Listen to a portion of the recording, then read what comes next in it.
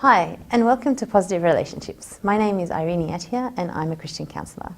We've been speaking about attachment styles, and we spoke about the fact that our attachment styles are actually formed in childhood, and they have a lot to do with our relationship with our primary caregiver, who for most of us is usually our mother, but it can be a grandparent or actually our father or another relative, but the person who spent the majority of the time taking care of our needs as children.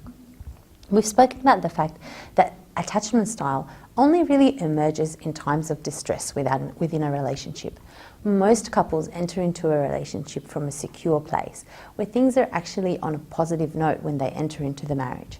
It's only when things get rocky or problems start to occur that a person's attachment style starts to resurface.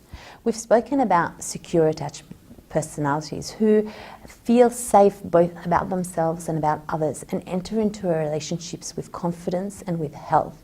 We've also spoken about ambivalent attachment styles who question their sense of self-worth and who are always doubting if they're good enough to be in any relationship. They think highly of others but not necessarily highly of themselves.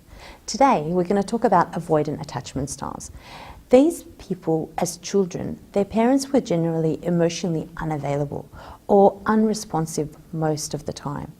They either disregarded or ignored their children's needs, and they could be especially rejecting when their child was actually sick or hurt. That withdrawal of emotion in their childhood was often done with the thinking of the parents that if they were to give them any greater emotion, then they would be spoiling their children. So the avoidant child learns very, very early in life to suppress that natural desire to seek out a parent for comfort when they're frightened or distressed or in pain. And they start to believe that they don't need anyone else, that they're totally independent. They start to have a highly positive view of themselves, but quite a negative, critical view of the world and of others. So they never show their outward desire, outwardly, their internal desire for closeness, warmth, affection and love. So they can appear quite cold and distant in relationships. And as children, avoidant attachment styles are usually the more aggressive children, the ones who are the bullies on the playground, who don't know how to interact and show their emotions in a healthy way to others. And as adults, they tend to steer clear of emotional closeness in relationships and intimacy.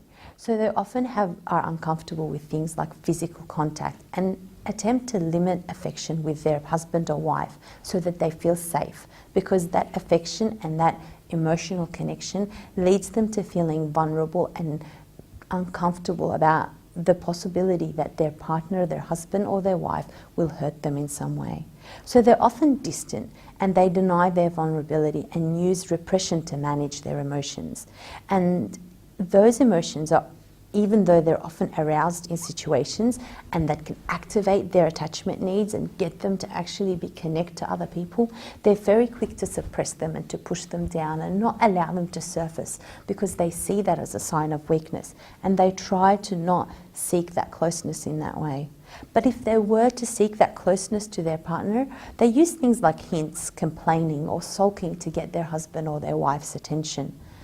They often don't enter into deep relationships because of that fear of rejection.